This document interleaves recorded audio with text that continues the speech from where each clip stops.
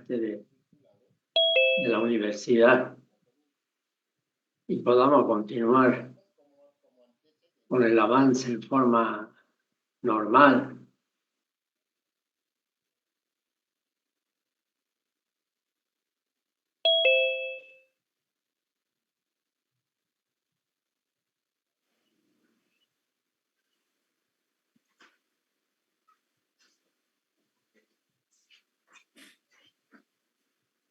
Ahorita vemos 19 asistentes.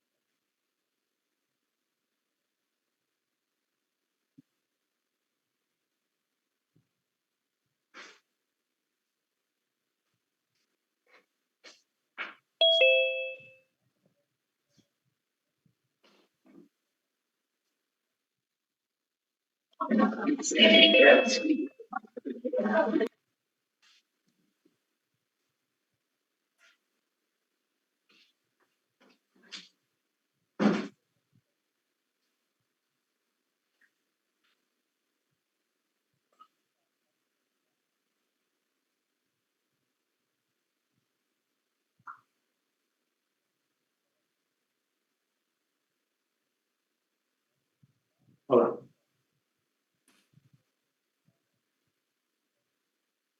No estaba, han llevado, pues. Han llevado. No, estoy empezando. Ya. No.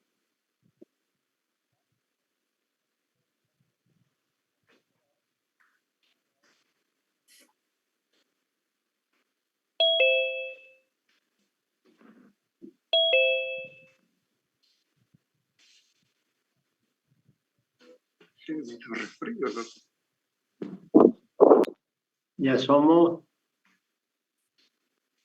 30 y 30.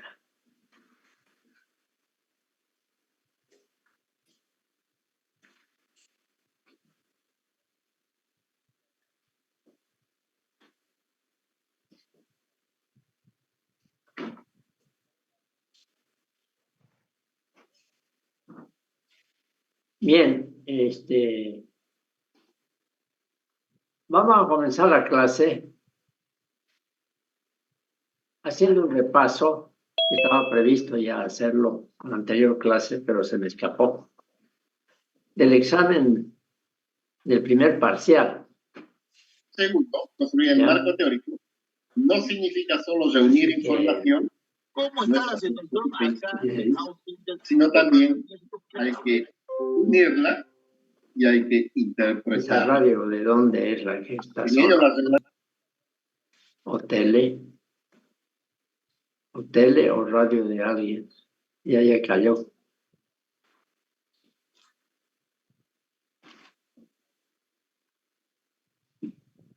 La primera pregunta que se hizo en el primer parcial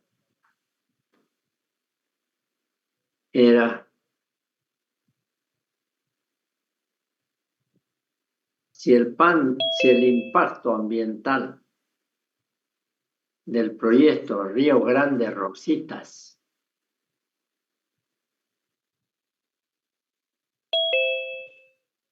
y el impacto ambiental, porque todo proyecto de una central hidroeléctrica particularmente y también de una central termoeléctrica y lo que fuera, y ustedes vayan preparándose a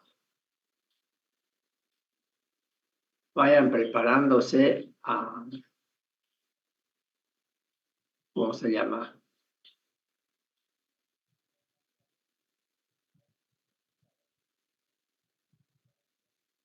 En su profesión, de que todo proyecto que puede tener una consecuencia en el medio ambiente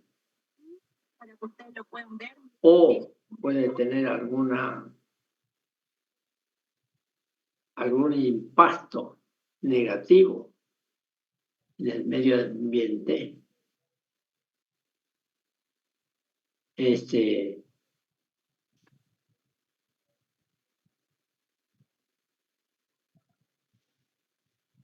hay que analizarlo.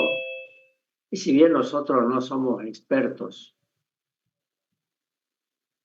los que salen ustedes con la formación seguramente tienen alguna, no solo formación como personas, sino también como futuros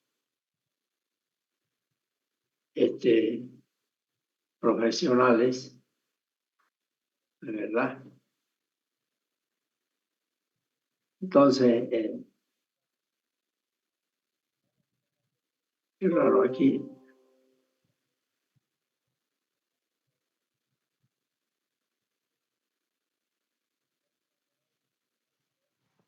Ya están todos.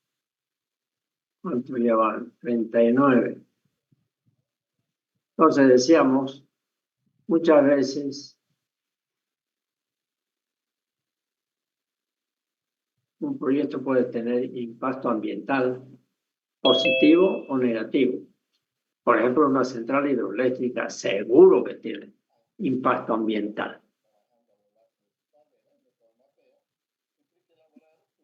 Basta pensar, ¿dónde está aquí la?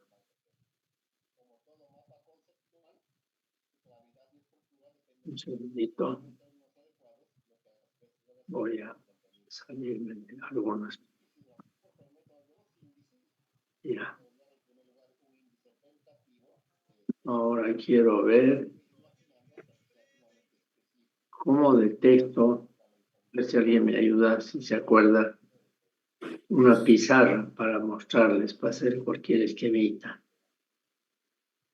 Yo me acuerdo que había una opción que uno ponía pizarra.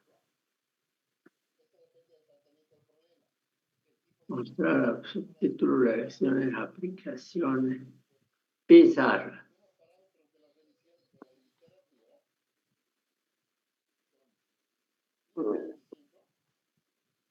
Sí, está bien. No sé si pueden compartir, pero yo cómo lo...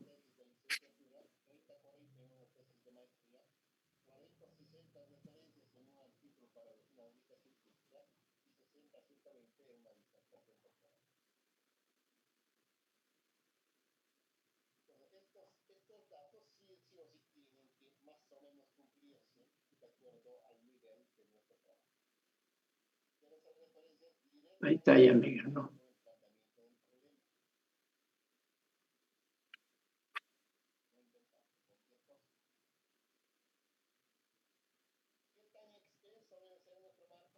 ¿Se nota la pizarra? El espacio en blanco. Supongo que sí. Sí, ingeniero. Cuando tengan que opinar, opinen por favor con fuerza y con coraje. No me voy a enojar. Ahí está, ¿ves? Pero esto es de ustedes. Yo lo que quiero ver ahora es dónde está. Ah, bueno, ya está. Ya. Decíamos, yo tengo aquí a la flauta ya, como no era mi pizarra, ya se fue. Un egoísta es el que me pasó su pizarra.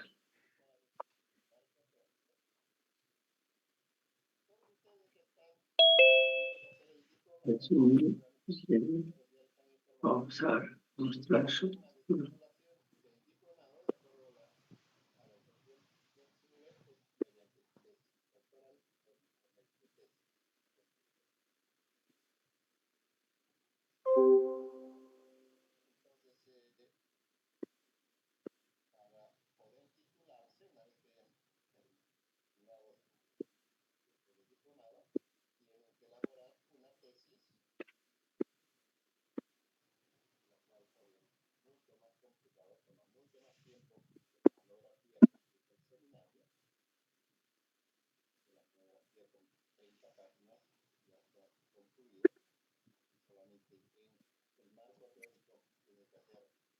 No pillo, había una opción aquí, no la pillo.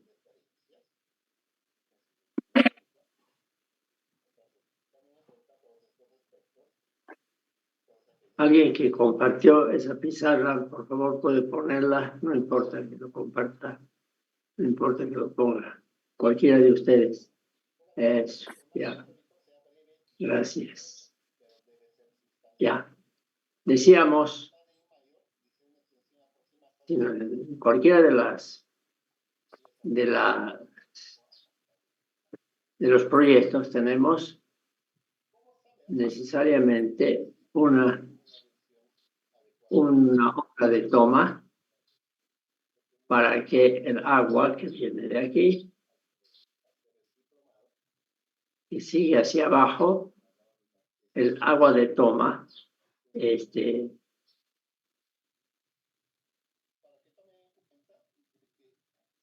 agua de toma lo derive hacia un canal. Este es el canal. Aquí está la cámara de carga. Entonces el río sigue por acá y de aquí sale la tubería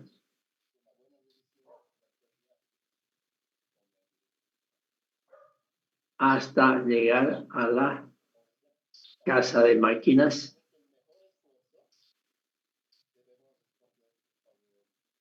Hasta llegar a la casa de máquinas, donde estará seguramente. Mira,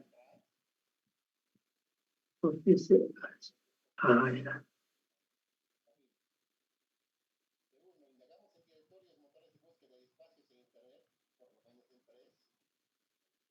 Entonces, ¿qué pasa?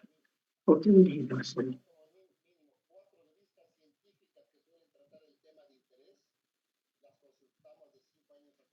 Ya. Entonces, ¿qué pasa? El agua viene por el río y lo estoy derivando a la cámara de carga.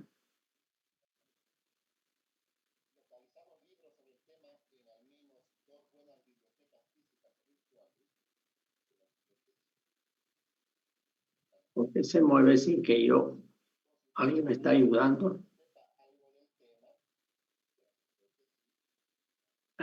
Ya. De la toma, lo que quiero decir es que por acá arriba está la toma y el agua que debería estar yendo por acá, normalmente por el río, lo tomé y me lo llevo para la central hidroeléctrica.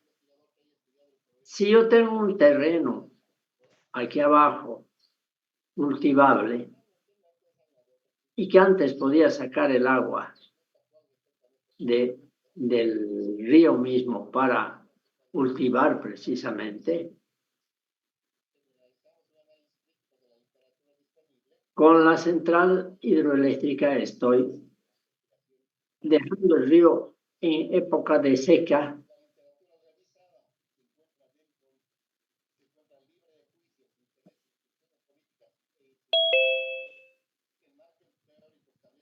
estoy dejando el río sin agua. Cuando saco todo el agua y lo llevo por el canal.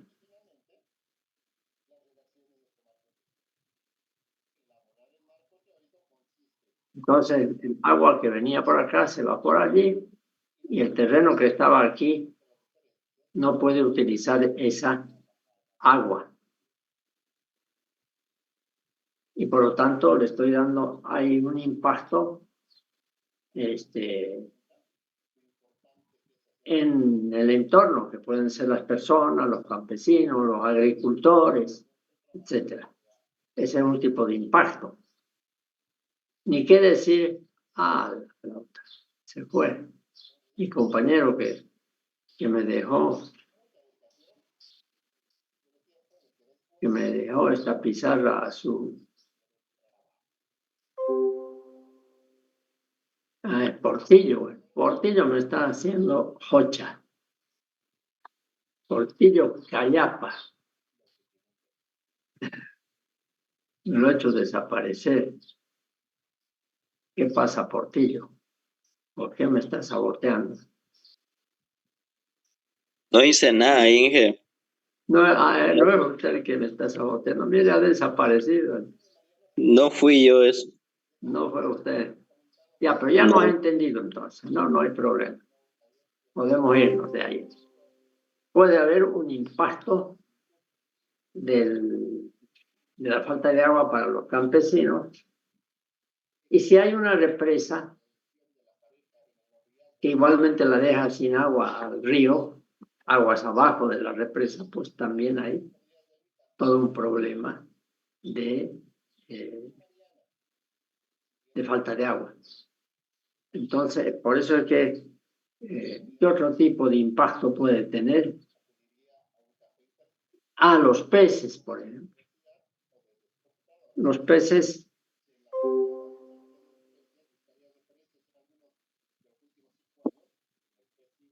las sardinas y el tipo de pez de río tiende a subir para desovar o poner huevos y demás. Sube el sentido del río, del agua. Entonces, si le dejamos sin agua, pues afectamos a toda la actividad de la pesca, ¿no? Que a veces puede ser en algunos ríos y en algunos pueblos por donde pasa cerca el río, puede ser su única fuente de ingresos. Pescar como en Tarija, hay lugares donde realmente se pesca del río, no me acuerdo ahorita su nombre, y viven de esa actividad. En el Chaco también. Eso. Entonces, puede haber un impacto negativo. Entonces dice, si el impacto ambiental del proyecto, era la primera pregunta, es negativo, ¿qué hacer antes de empezar las obras? Te hizo su proyecto, va a ir por acá, etcétera, y la gobernación le interesa ese proyecto y lo va a ejecutar. Pero hay un impacto negativo. ¿Qué hacer? Ese es el problema, ¿no es verdad? Ahora ustedes, ahí había varias alternativas de ¿cómo se llama? De escoger la respuesta correcta. De repente no va a haber una pregunta exactamente igualita, pero ya saben ustedes, bueno, pues que habían respuestas cuando es de elección múltiple, hay respuestas buenas y hay respuestas malas, o sea, erradas. Por ejemplo, que alguien diga ante esa pregunta, le meto nomás. Una respuesta, le meto nomás. Si yo soy responsable del proyecto y tengo que llevarlo adelante, ¿qué me importa de los efectos de los efectos negativos o al ambiente o en general es al ambiente, ¿no? que luego eso afecta a la vida de las personas, probablemente. Entonces, ¿cuántas respuestas posibles hay? Muchas buenas y muchas malas. Voy a dar una buena y una mala. Una mala es decir, voy adelante con el proyecto. No me interesa el impacto que tenga porque para mí es más importante el proyecto que un impacto. Y puede ser así, podría ser. Y una mala sería, en general es una mala respuesta, porque de todas maneras, si hay efectos negativos, pues no se puede meterle nomás. Entonces, tendré necesidad de hacer un proyecto de impacto ambiental. Bueno, ya hemos dicho que si hay un impacto ambiental es que se ha hecho un proyecto. Entonces, ¿qué acciones puedo tomar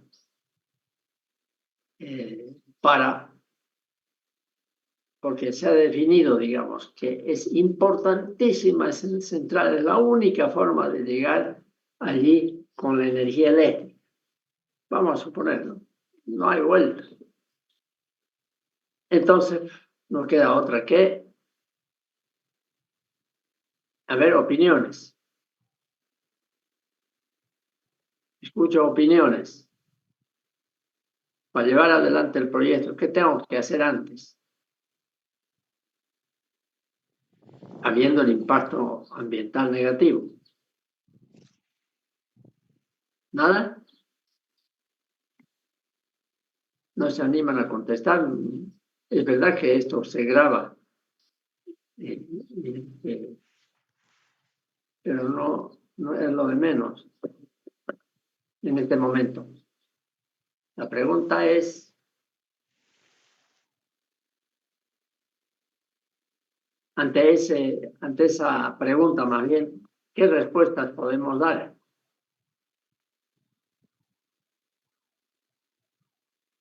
Si hay un impacto ambiental, se ha demostrado que hay, negativo, entonces habrá que preguntarse, por ejemplo,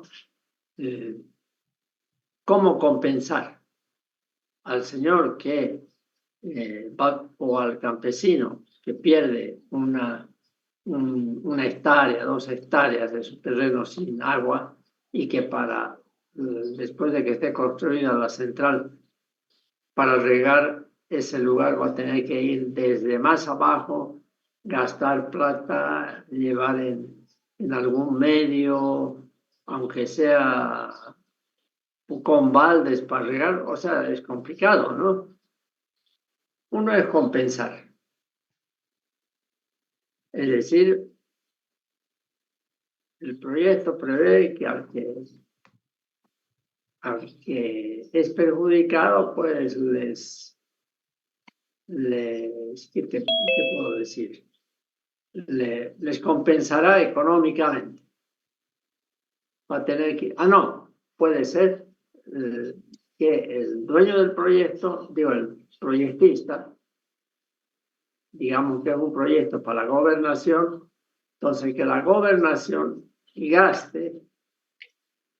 compre el terreno de este señor que está perjudicado, o mejor dicho, más que comprarle, le reconozca en otro lugar y le ofrezca otro terreno que esté debajo de la central. Una forma de dar una respuesta. Y en la pregunta que hicimos, habían respuestas negativas y positivas. Lo que a mí me interesa es saber si la pregunta que yo hago, cualquiera de estas preguntas, se entiende. De modo que, si se entiende claramente qué es lo que espero que me contesten, cuáles son las respuestas, el estudiante o no sabe, o se equivoca, pero porque leyó mal o entendió mal lo que yo pregunté y contesta mal, o por último, todos entendieron la pregunta y ya contesta de acuerdo a su opinión. Entonces, en ese sentido, cualquier duda que tengan ustedes ahora me tienen que avisar. La segunda pregunta era,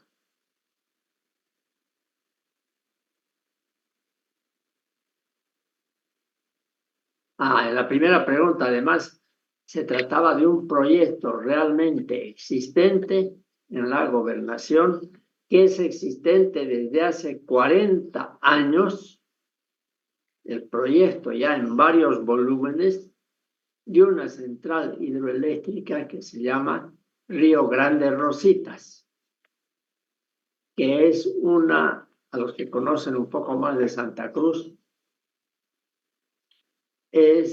está a unos 20, 30 kilómetros río arriba de lo que después se convierte en Río Grande, en Abapó, el pueblito de Abapó. Cuando uno viaja hacia el sur, hacia ¿cómo se llama este lugar?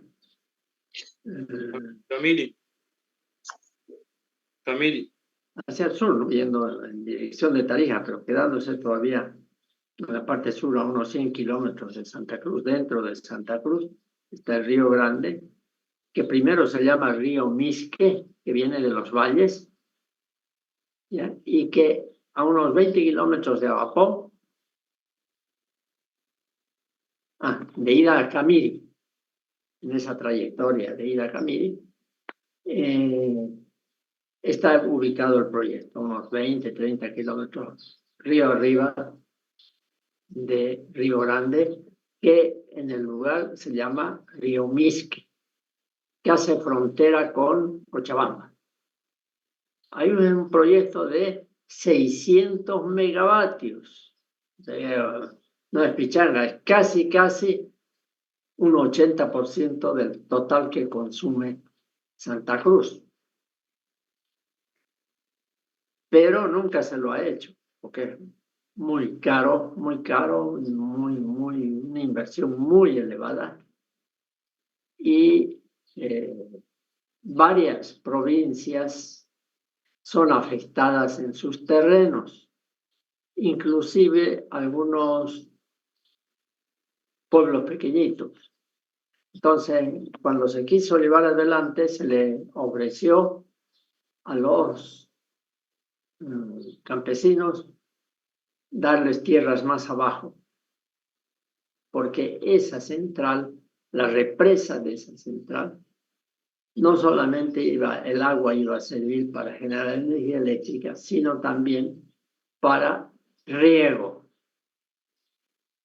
Y cuando la agricultura tiene lugares donde guardar, donde tener el agua represa, es decir, acumulada por una represa, es lo ideal para el campesino. Porque cuando hay sequía, se prevé que la represa acumule agua para entregarlo en la sequía, mientras que en la época de lluvias pues no hay necesidad del agua de la represa, sino que llueve para todos. Ingeniero, disculpe, ¿me escucha? No entendí bien. ¿Me escucha ahora? Sí, le escucho ahora un poquito más fuerte. Ya. Pero en el caso de cuando se hace una represa y usted dice que beneficia para el riego de los agricultores, eso a la larga se llena de arena la represa. Claro, tiene un Porque tiempo ahorita de en el vida caso útil. en el caso de Saipina, por ejemplo, ahorita está afectado usted decía de la En el central caso hidroeléctrica. de... Comarapa, ¿no es que usted estaba hablando de Comarapa? Hay una Sí, central hidroeléctrica que querían hacer, usted dijo, y quedó a media. Ahorita el pueblo que está más abajo está Saipina y Chilón, y ahorita como se ha llenado de arena, se encuentra afectada y todos los agricultores están saliendo de ahí porque ya no hay agua. correcto. Pero, por ejemplo, esa represa que se hizo de ida a Saipina ya tiene más de 30 años, si mal no recuerdo, por un lado. Sí, sí, debe estar por ahí más o menos unos 30 años. Se calcula incluso, cuando se hace el proyecto, el tiempo de vida útil que va a tener la represa. Entonces, el detalle dónde está, que cada cierto tiempo se tiene que hacer obra de limpieza de la represa. Por decir, sacrificar un mes cuando el agua está muy baja, en la época seca, y meter gente, tractores y todo lo que se pueda y hacer limpieza. O sea, si eso se hace todos los años, se logra mantener una cierta estabilidad del volumen, ¿no? Por otro lado, la tubería que sale de la represa no sale a ras del suelo, digamos, sino que sale, en este caso de Comarapa o cualquier otro, digamos que sean 50 metros de altura de la represa, la tubería no va a salir del suelo, de la parte más baja, sino que se la hace salir, digamos, vamos a suponer, unos 10 metros más arriba que el suelo. De ahí que parta la tubería. Entonces, la arena tiene que llegar hasta ese nivel para que ya entre arena, digamos, ya, después de unos años. En ese caso, pues, hay que estar atentos y limpiar cada año. No hay otra. Si se lo dejó, entonces, llegar de repente 20, 30 años es el tiempo en que ya la arena llega hasta ese nivel, de donde se toma la tubería para riego, para lo que fuera, para energía eléctrica también. Igualito para energía eléctrica se va a llenar. Pero entonces ahí está el detalle. Lleva tiempo, por un lado, llegar a ese nivel que se acumule cada año. Hola. Estoy en clases. Hola. 2 horas. Pensé que podía ser uno de ustedes el que me habla. Entonces, les decía, el tiempo de vida útil para que se llene hasta el lugar donde se va a tomar el agua pueden ser 10, 15 años. Si en Comarapa no se hizo esa limpieza cada año, cada época seca, hay que meter tractores, hay que gastar plata, etcétera, para que dure más. ¿Ya? Pero es ese riesgo, efectivamente. ¿Alguna otra pregunta?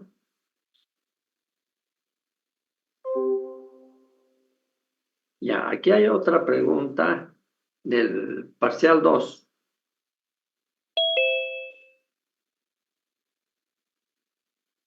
¿Por qué no se construyen hidroeléctricas en Santa Cruz? Les he hablado del proyecto Río Grande Rositas, que es la primera pregunta, y que tiene 20 años, 40 años debe tener de antigüedad de haberse hecho el proyecto y hasta ahora nada. Pero ese proyecto costaba algo así como más de 2.500, 3.000 millones de dólares. O sea que era un proyecto sumamente grande y sumamente caro. Entonces la pregunta ahora que les digo yo, les hago es, ¿por qué no se construyen? En Cochabamba hay varias centrales hidroeléctricas de ese tipo, con represas. En La Paz hay. En Tarija hay. En Chuquisaca hay también centrales hidroeléctricas. Y en Santa Cruz nada. ¿Cuáles podrían haber sido las respuestas? Bueno, ya se ven ahí las que ustedes dieron. Esa no es una pregunta muy complicada, ¿no?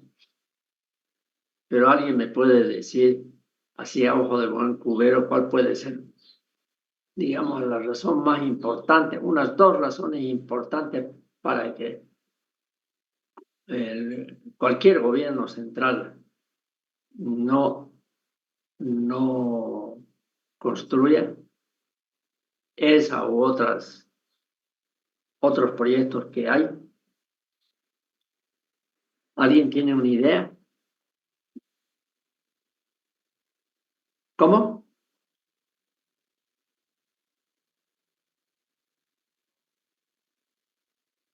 No es geología. La geología mira la composición del suelo. Si es greda, si es pura arena, si es pura tierra nomás. Ahí tiene clasificaciones, ¿no? O es roca.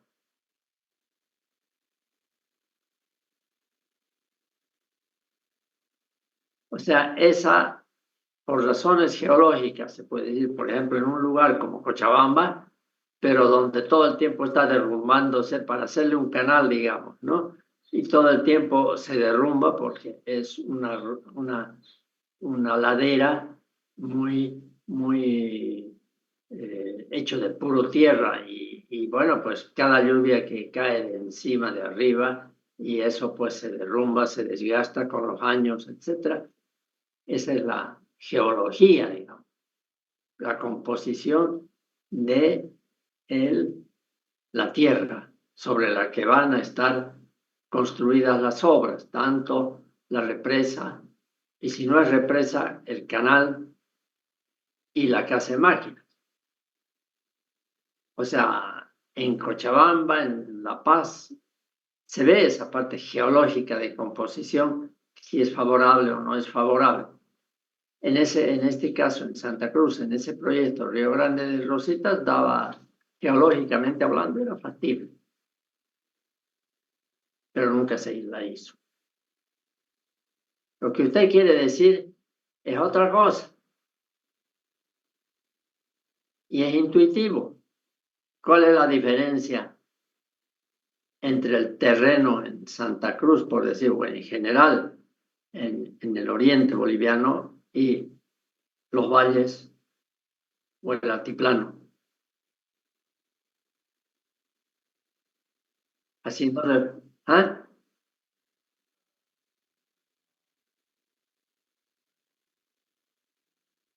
Claro, pero sí, es verdad todo eso, pero se lo resuelve. Por eso hay edificios de 20 pisos, de 30 pisos, lo que fuera, en la misma tierra.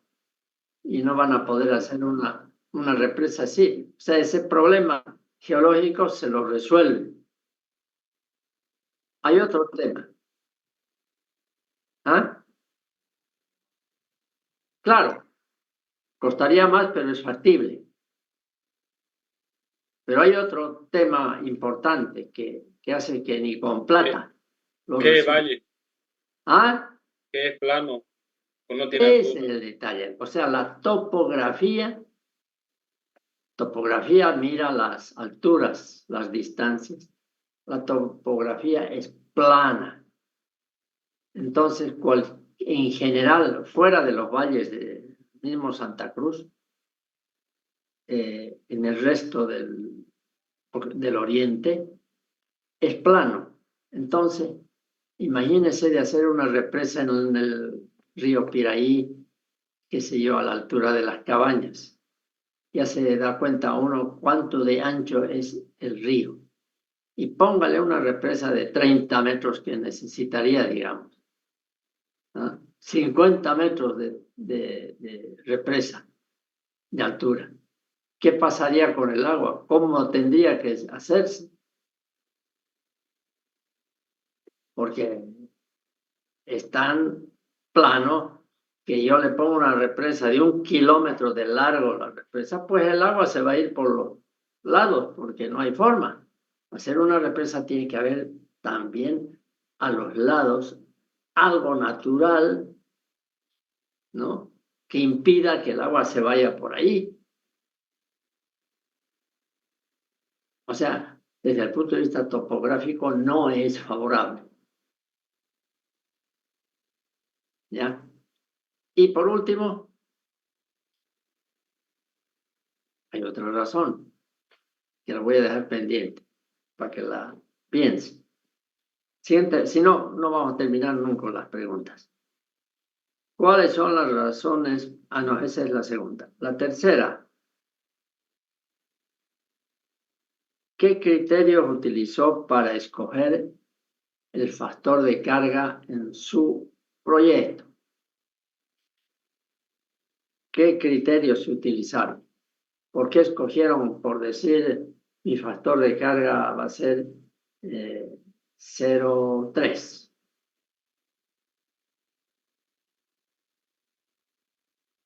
O el factor de carga de su curva de carga del pueblo que les tocó hacer el proyecto, no, va a ser 0,60. ¿De qué depende eso? Porque ese es un dato para hacer el proyecto, ¿no ves? Alguien tiene... Todos han hecho ya el proyecto. Y al haber hecho todos, la pregunta es, los que participaron en el proyecto, ¿qué criterio tomó para decir el factor de carga que después lo tengo que poner a lo largo de los años, hasta el año 20? El caudal útil que más se va a utilizar en nuestro caso, pues. ¿Cómo? El caudal útil que más se va a utilizar. El caudal útil. Digamos, usted nos dijo que va a durar 20 años, el que más o menos una aproximación, el que más se va a utilizar, la mitad más o menos, elegimos eso. Ahora, no, ahí hay un error importante. Aquí es donde descubro pues las falencias de ustedes como estudiantes y la falencia mía.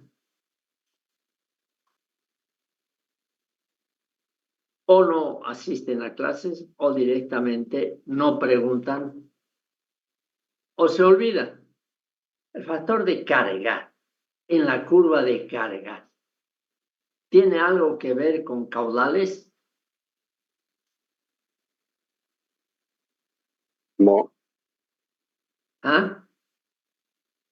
Nada que ver.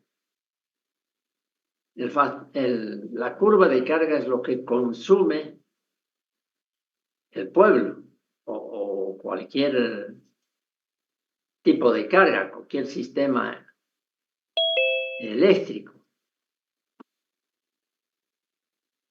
Entonces, nada que ver el caudal. Y uno no, ¿y para qué sirve? Y ahí hay otra pregunta que dice, ¿por qué la curva de carga es un indicador de la eficiencia del sistema eléctrico?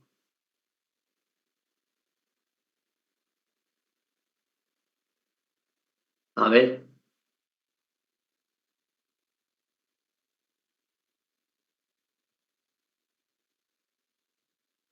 ¿De la eficiencia de qué, disculpe, ingeniero?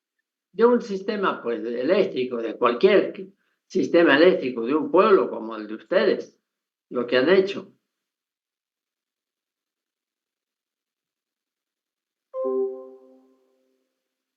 Tan fácil, me acordé cómo se hace para poner la pizarra. En una curva de carga. Aquí está la potencia. Aquí están las horas, 24 horas. Y la curva de carga de un pueblo, de cualquier pueblo, digamos, parte de un cierto punto, aumenta y llega a un punto en que sube, que es la parte de máxima demanda. Y digamos aquí son las 24 horas. ¿Qué quiere decir esta curva de carga? Que así sube, así varía la potencia demandada, es decir, todos los equipos del pueblo que usan energía eléctrica, en cada instante, en cada hora, ¿verdad? Va a tener, dependiendo de la hora, este valor, etcétera, cualquiera, porque la energía eléctrica en ningún momento se paralizó y siempre hay alguien que va a consumir. En ningún momento, normalmente en un pueblo, la curva de carga va a ser así, por decir, 0 y después sube. Querría decir que aquí, si su curva de carga es esa, entre las 3 y 4 de la tarde, digamos 0, ¿qué quiere decir? Que hubo una interrupción de energía eléctrica. que cayó una bomba atómica y desapareció el pueblo. No tanto como eso, no, porque aquí está, por una hora nomás se desaparecen los habitantes y ya no vuelve a haber energía más. Pero quiero decir, obviamente eso nunca puede ser así, siempre es variable en el día. ¿Y qué es el factor de carga? No tiene nada que ver con el caudal, por un lado. ¿Y por qué? Porque la energía eléctrica que le entrega al pueblo puede ser termoeléctrica, no necesariamente solo hidroeléctrica. Entonces la pregunta era, la eficiencia, ¿por qué el factor de carga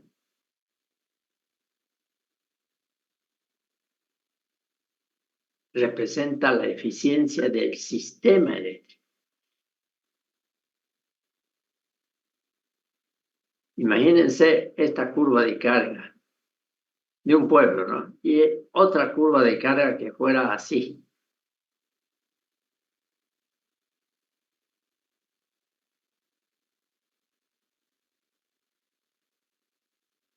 Ahí está.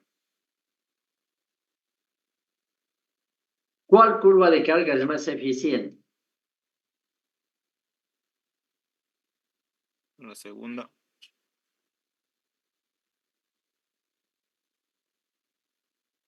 Eficiencia significa gastar lo mínimo de una empresa, ¿no?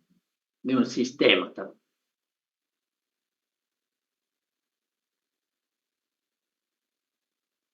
Probablemente ustedes se acuerdan la definición de aquí de factor de carga. En este caso es la energía consumida durante 24 horas aquí. Energía consumida en 24 horas. ¿Cuál es la energía consumida en 24 horas? Es esta de aquí. Todo el área bajo la curva, ¿no ves?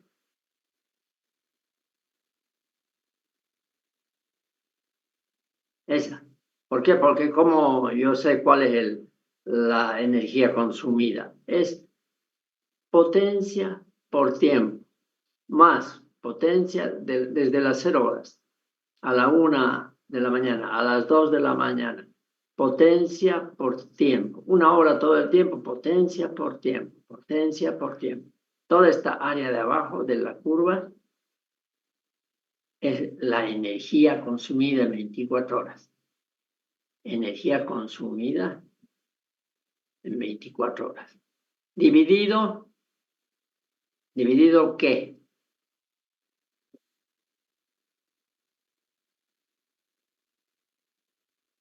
¿Dividido qué? ¿Alguien me dice? Entre 1000 creo que. ¿Ah? Entre 1000, si no me equivoco. Ah, la flauta. Por el factor de carga. Estamos hablando del factor. No saben ni siquiera qué es un factor de carga. ¿Cómo han contestado?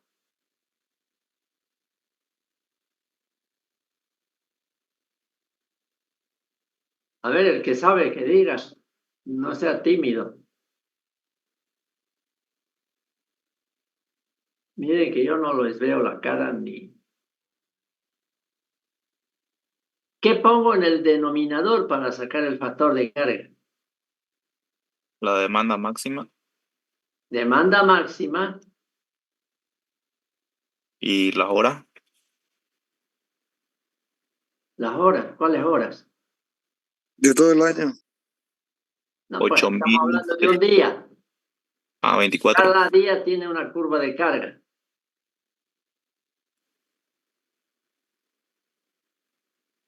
Por 24 horas. Por 24. Eso ya lo han visto hasta en internet.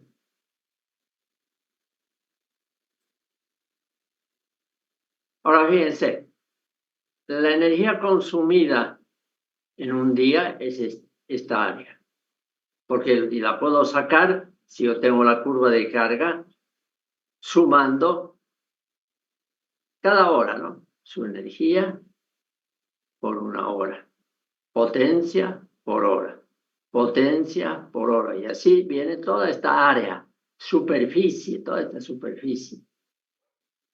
Por eso se dice que aquí arriba es la energía consumida, que es esto de abajo la curva. Se representa esta área. ¿Ya? Pero el denominador es potencia máxima.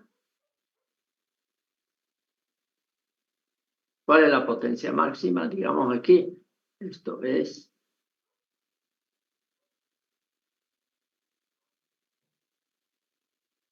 500 kilovatios, digamos. 500 por 24. ¿Y qué es esto por esto? O sea, 500 por 24. Es área también, ¿no?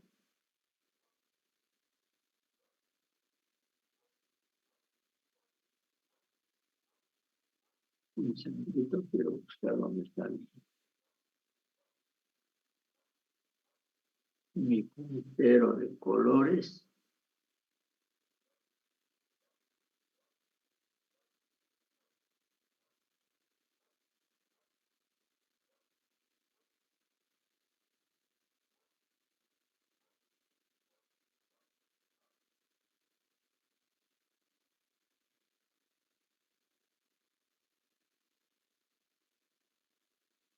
¿Cómo es?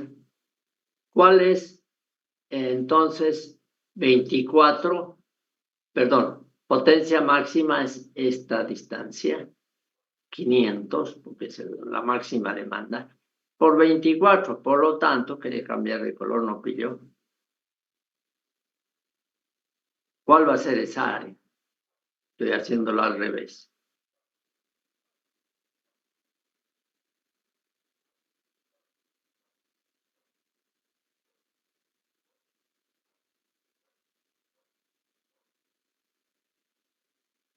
O sea, el área de este rectángulo.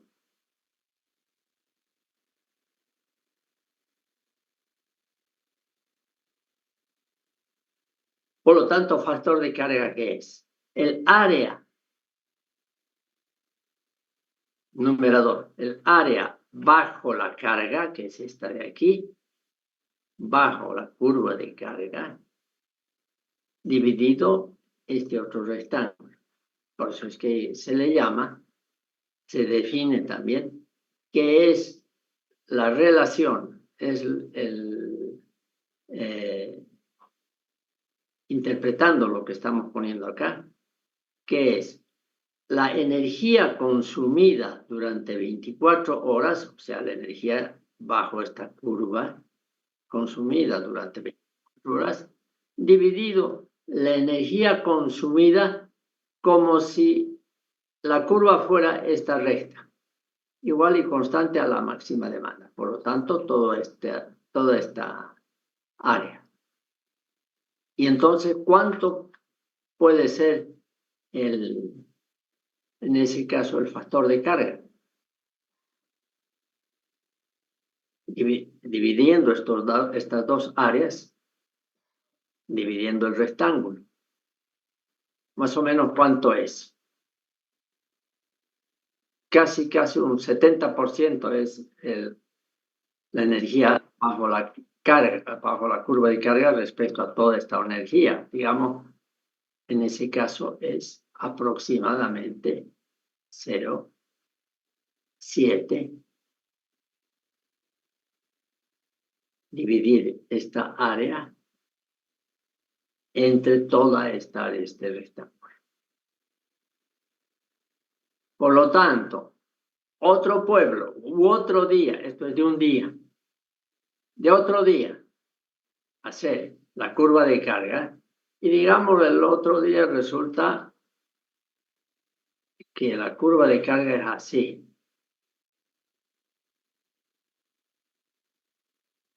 Así. ¿Va a ser más grande o no respecto a la que hemos hecho antes? Sí. Obviamente sí. Imagínense que lo ideal que es que la curva de carga sea así.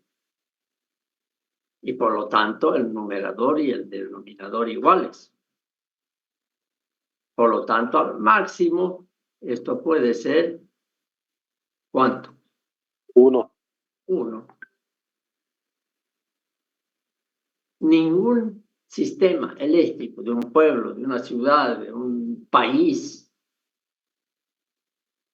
puede ser su curva de carga 1. Nunca. ¿Por qué? Porque la máxima demanda cambia durante el día y a la fuerza hay una hora de pico y el resto del día, ¿cómo se llama? El resto del día ya es en un determinado instante, cuarto de hora, digamos, que mida un equipo de medición, máximo de todo el día. Y generalmente en las ciudades eso se presenta entre las 6 de la tarde y las 6:30 y las 10 de la noche. De pico y carga se presenta entre esos dos.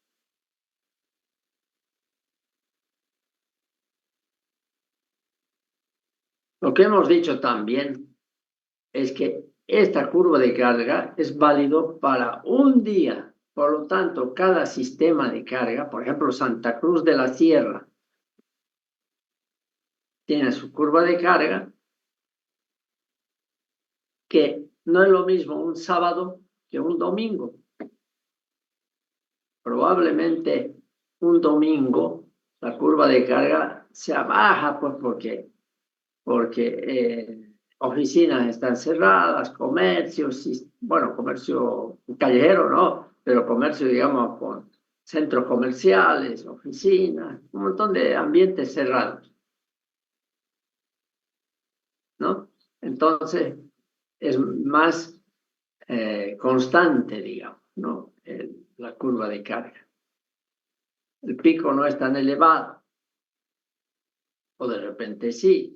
La cosa es que cada día no es lo mismo una curva de carga de un lunes, de un martes, de un miércoles, que de un domingo, que de un feriado. Entonces, si cada día un sistema como el sistema eléctrico de Santa Cruz de la Sierra va a tener 365 curvas de carga, una de cada día. Pero manejar esa cifra para hacer estudios como proyectos como el que han hecho ustedes no es útil, pues. ¿Cómo van a hacer de su pueblito una curva de carga de un día y después qué hago con eso de un día? ¿Y cómo será el lunes, el martes? ¿Cómo será en invierno y en verano, etcétera? Por eso es que se utiliza algo que alguien de ustedes habló, pero por lo visto no estaba muy seguro, que como una especie de promedio de curvas de carga de todo un año, se dice que es la energía consumida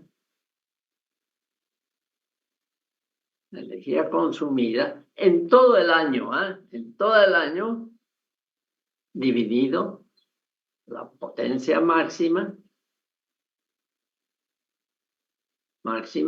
potencia máxima del año, en un día, en el instante de un solo día, el máximo que se ha presentado en todo el año.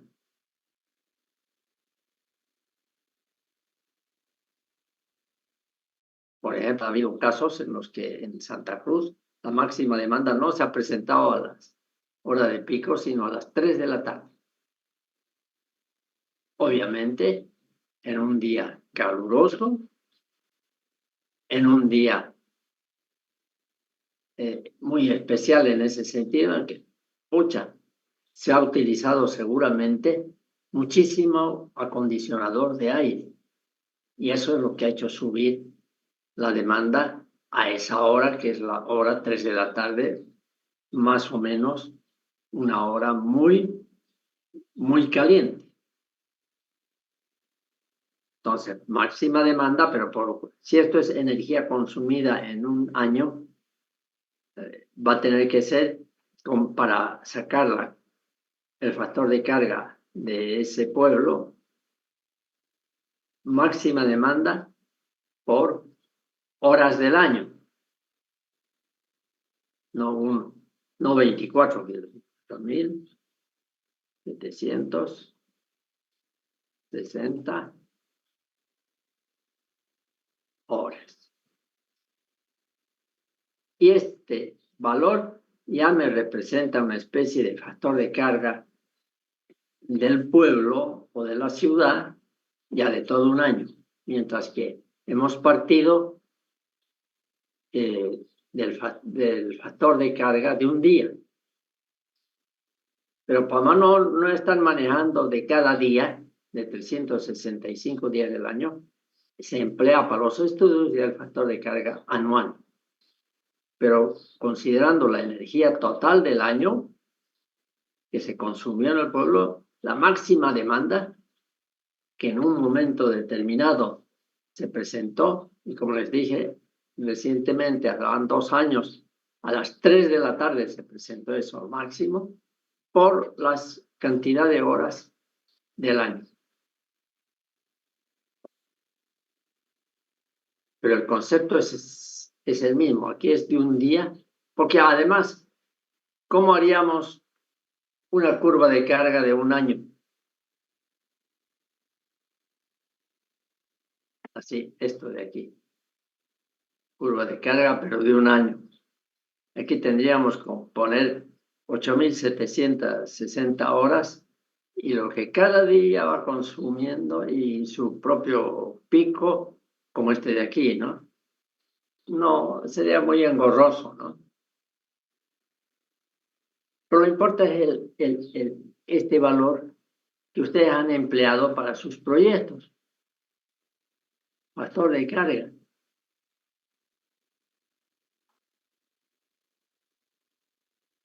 Y estoy viendo que probablemente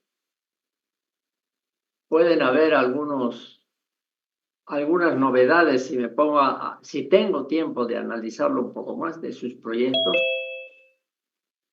que dirían que lamentablemente no han captado. Y yo me siento culpable, digamos, ¿no? De que no hayan captado todo eso. Por eso venía la pregunta, ¿qué criterios en su proyecto, qué criterios usted utilizó para poner el factor de carga de su proyecto? ¿Dónde se utiliza el factor de carga? En el proyecto que han hecho. Y en el tiempo le hemos puesto, y dice ahí en la pregunta, ¿qué criterios utilizó? Porque no solamente un solo valor, se usa el año 1 de su proyecto, el año 2, el año 3, hasta el año 20, el factor de carga va variando.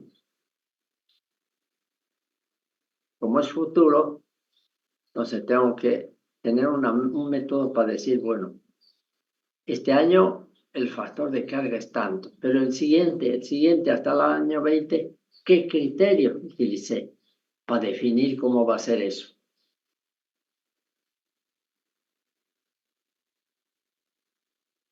Porque ustedes han hecho y han hecho bien. Probablemente, porque de aquí, ¿qué necesito saber para después construir mis obras que sirvan la central eléctrica, para el año 20?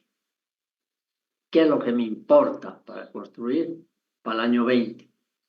Que el año 20, todavía la central, que en el año 20, la central construida sea construida para que entregue energía eléctrica también hasta el año 20. Es decir, como va a crecer el pueblo, como va a crecer la demanda, como la curva de carga de cada día va a ser un poquito distinto que el anterior año y los factores de carga también, va a llegar un momento en esa tablita de crecimiento, porque crece la población, hemos visto que crece la demanda. Y yo tengo que calcular para el año 20, para esa demanda del año 20, escoger el generador, la turbina para esa potencia. Si en el año 100, en el año 0, 1, tenía 500 kilovatios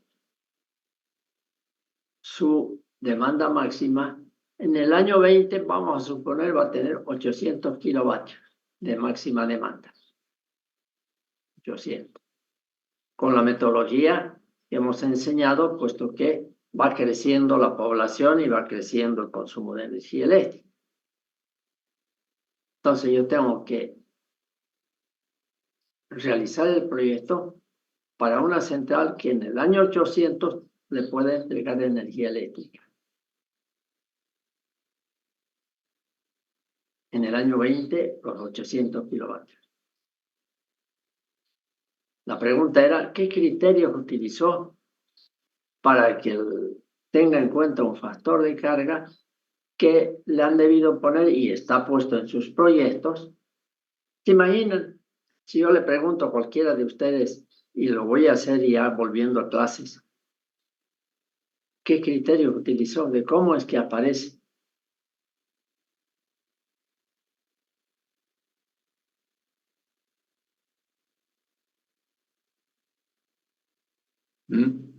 Incluso el año 0 del estudio, ¿de dónde sacó su factor de carga?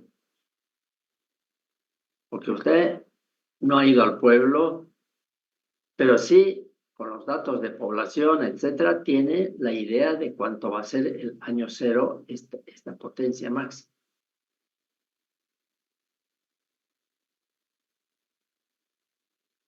Ya la tiene usted, para el año 1, para el año 2, para el año 3, tiene esta potencia máxima.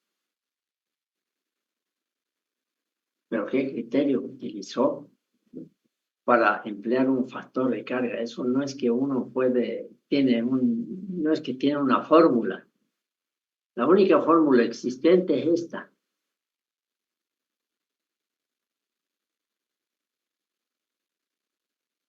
Es decir, factor de carga es igual a la energía consumida en el año dividida la potencia máxima que se tuvo en el año por 8.760 horas. Y eso usted lo puede verificar habiendo hecho la curvita esta de un día, ¿no? Y después trasladándolo también, que va a ser similar al de un año entero, que van a ser de varias. Y eso sí, con el crecimiento de los años y con el crecimiento de la población va a crecer la potencia máxima. Entonces, este factor es muy importante para hacer un proyecto y proyectarlo al futuro. Y ustedes han puesto cuál es el factor de carga que va a tener el año 0 y el año 20. ¿Y de dónde salió ese número? Les pregunté. Y yo creo que muchos le han pelado en esa pregunta. Y claro, el examen, ¿cómo se llama? En la prueba, en el examen parcial de 2, se va a notar, porque vamos a hacer la misma pregunta o una parecida.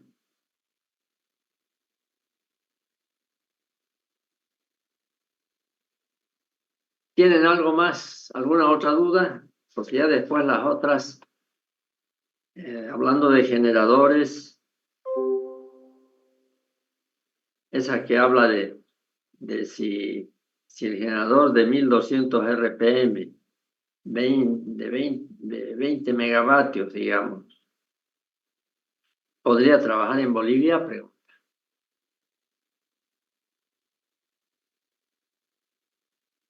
¿Ah? ¿Qué dice?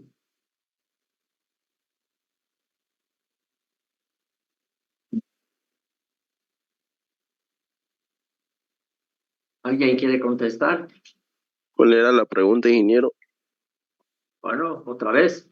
Si la tensión nominal es 10 kV, 10.000 voltios de un generador, el rotor gira a 1200 RPM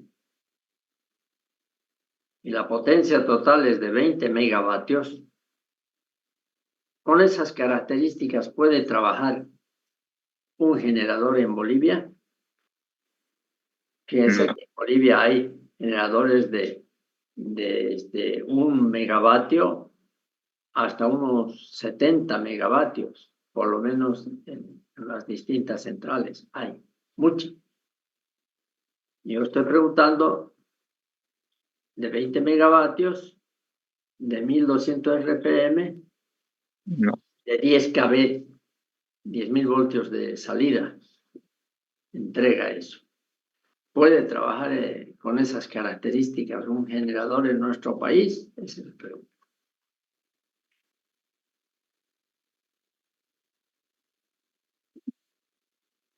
¿Qué dirían ustedes? ¿Puede o no puede?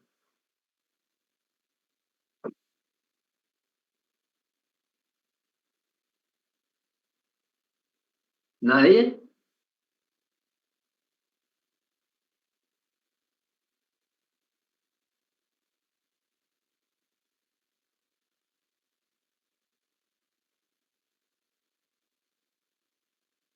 ¿Cómo es?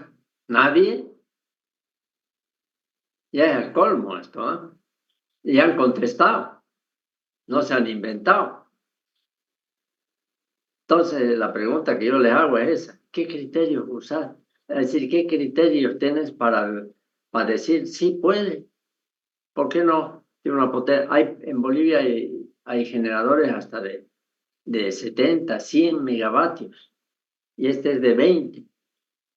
Después, 10.000 voltios. La mayoría de los departamentos de las centrales de Bolivia trabajan o en 6,6 o en 10 kV, como Santa Cruz. Pero que además tengan una revolución de 1200 RPM. Hay generadores que trabajan en Songo, por ejemplo, que son lentos, con unos 500, 250 RPM, mientras que otros como Huaracachi, 3000 RPM.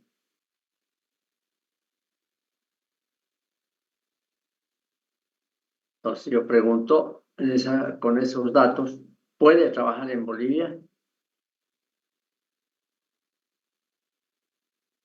¿Ah?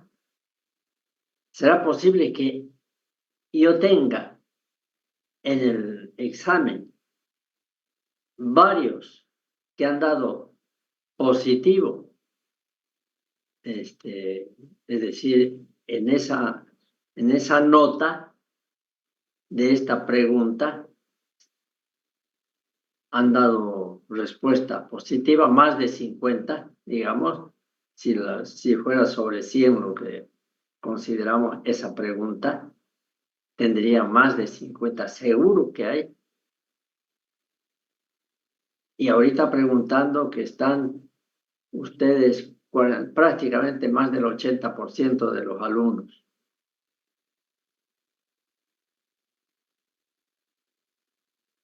Y seguramente más del 50, o sea, unos 30 alumnos, digo yo, han contestado bien a esta pregunta.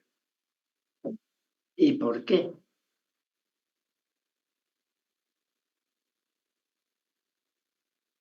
¿Y por qué ahorita nadie puede contestar?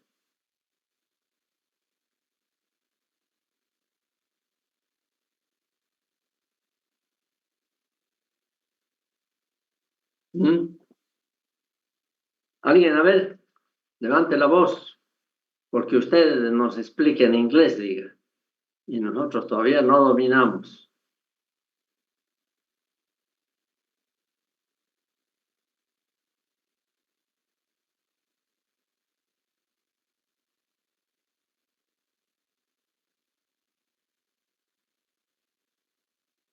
¿Qué dicen? ¿Cuál puede ser el error ahí?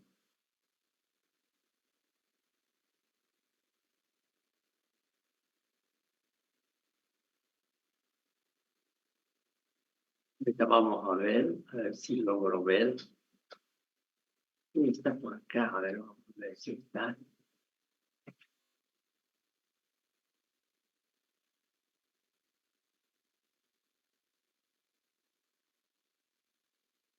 Muy bien.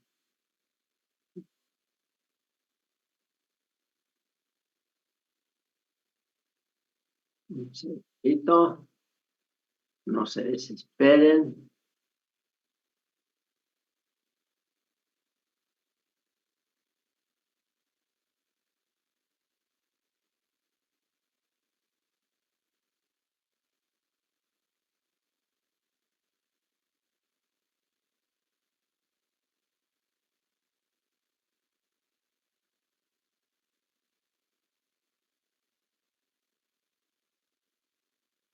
¿Cuál es esta pregunta? A ver, 1, 2, 3. 1, 2. 1, 2, 3. 2, 1, 2, 3. La tercera.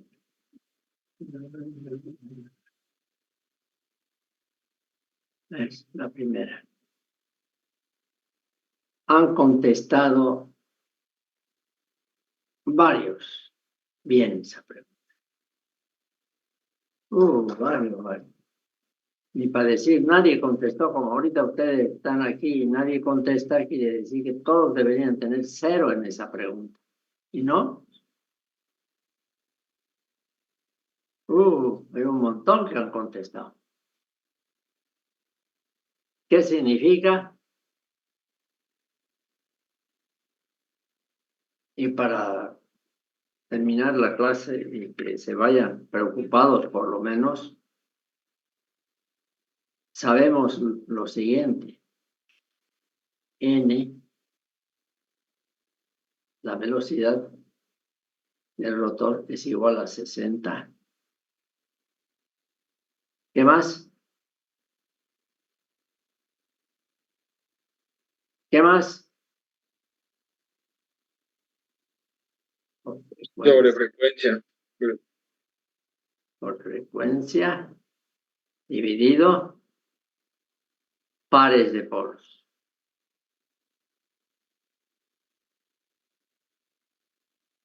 Bien, en Bolivia, ¿cuánto es la frecuencia? Nominal. 50. No hay vuelta, eso no podemos cambiarlo, ni siquiera en el examen.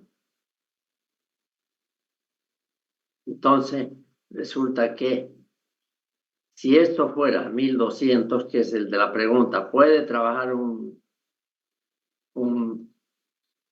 generador con 1200 RPM? ¿Cuánto saldría eso? Suponiendo que sean 3 pares de polos, aunque sea suponiendo.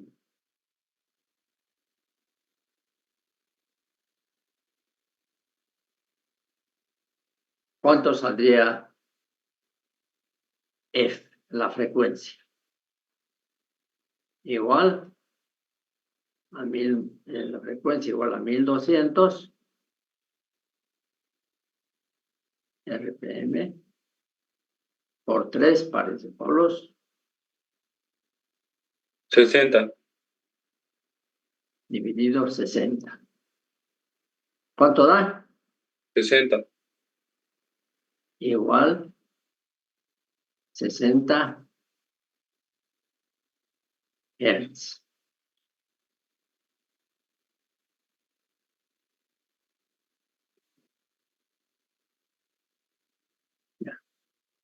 Entonces, ¿podría trabajar un generador con 60 Hz en Bolivia?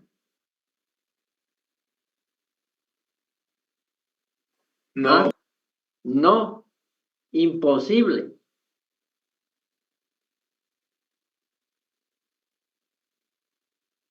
¿Y cómo es que no llegaron a eso tan sencilla la formulita esta? Y no es que no la hayamos visto.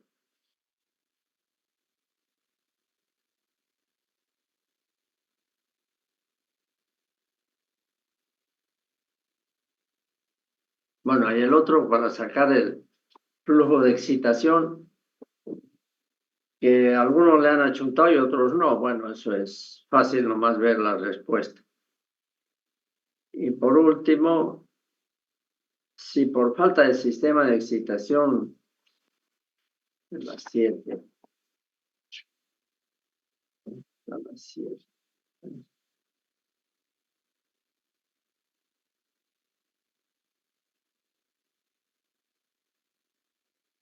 Si por falta de sistema de excitación se anula la corriente de excitación, si por falla, mejor dicho, se anula la corriente de excitación, ¿cuáles son las consecuencias inmediatas en el generador?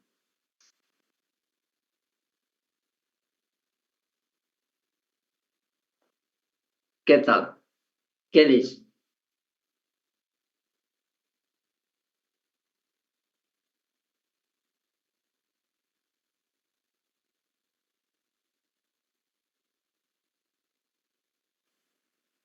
Se anula la tensión de salida, ingeniero. Se anula la tensión de salida. Esa ya es una buena respuesta.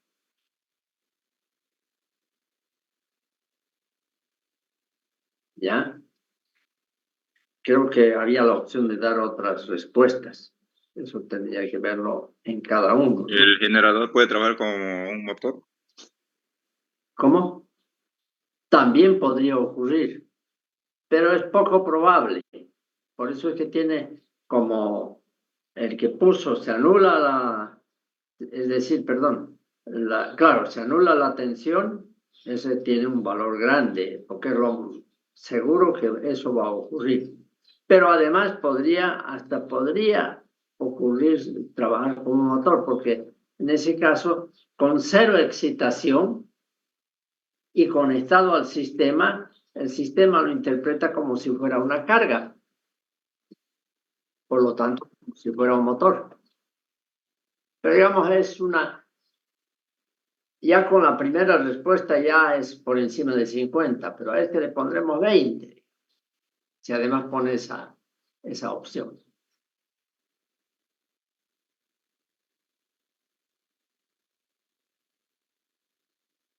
La otra es, ¿cuáles son las fallas más importantes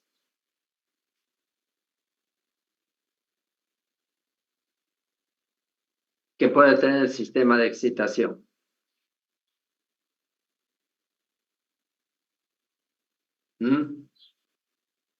Y aquí hay varias opciones. Que fallen los rectificadores. Habla del sistema de excitación moderno. Que hemos visto que hay uno con generadores de corriente alterna que no usan, por lo tanto, para nada rectificadores, porque ya el generadorcito que sirve de excitación es de corriente continua. Que fallen rectificadores es una respuesta. Que fallen las barras de salida del generador trifásico síncrono, eso creo que no tiene nada que ver. La falla es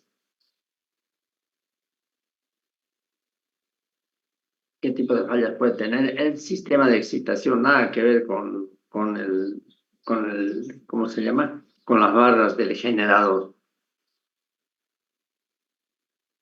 Que fallen las bobinas del rotor.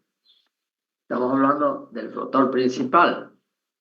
¿Qué tiene que ver con la excitación? Que digamos con la corriente que le va a entregar, nada tampoco. Fallas del transformador de medición, nada. Diga. Falla de regulador automático de tensión, ingeniero. Es parte también. Falla de Pero la más importante es la que dijimos, y el resto es puro, ¿cómo se llama? Tiene su importancia, pero menor. Y por último, en los sistemas de excitación del tipo sin carbones, en general, ¿qué equipo se utiliza como parte del sistema de excitación? Cuando no tiene carbones, ¿qué tipo qué equipo se utiliza para obtener qué es lo que es un sistema de excitación? Es un sistema que debe sacar corriente continua para meterlo al rotor. Y para hacer eso, ¿qué necesita? Y hay varias opciones. Por ejemplo, hay una que dice diodos o tiristoris, rectificadores. Utiliza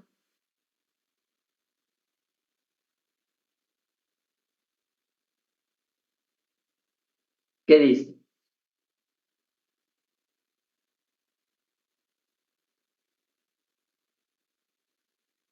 Los diodos son rectificadores, ¿no? Todos van a usar de alguna forma rectificadores. Generadores de corriente continua no son modernos para eso. Un banco de baterías no. Transformadores no tienen nada que ver. Y todo eso está en los apuntes. Está clarito. Ustedes tienen acceso a apuntes a mi materia por internet.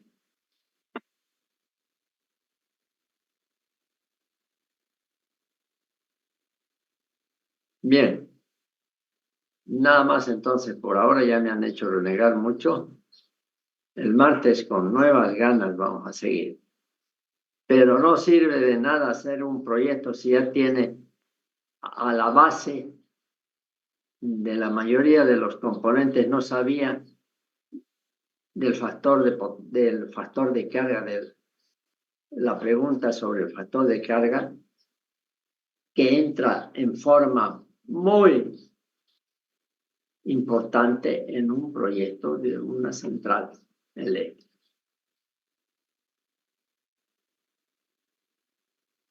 Bueno, ni modo, ¿qué vamos a hacer?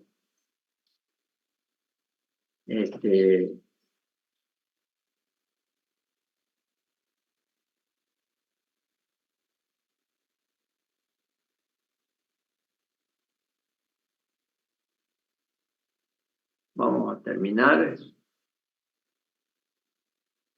Vamos.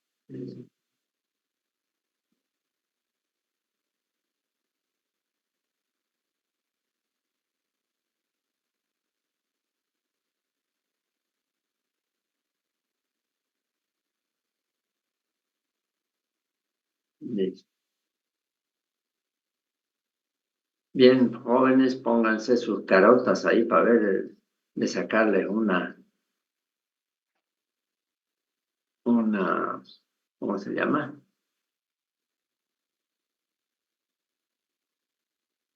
Nuevo.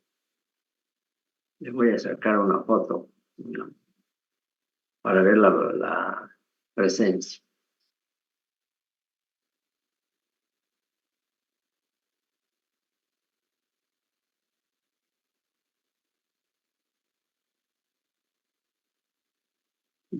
¿Listo?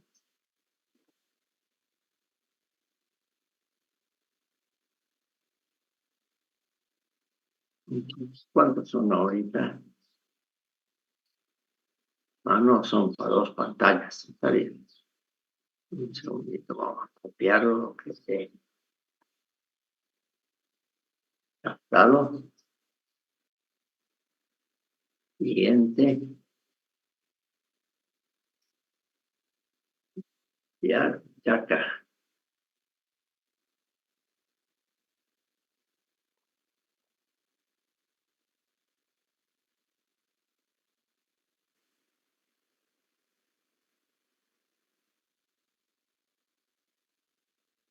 Listo, jóvenes.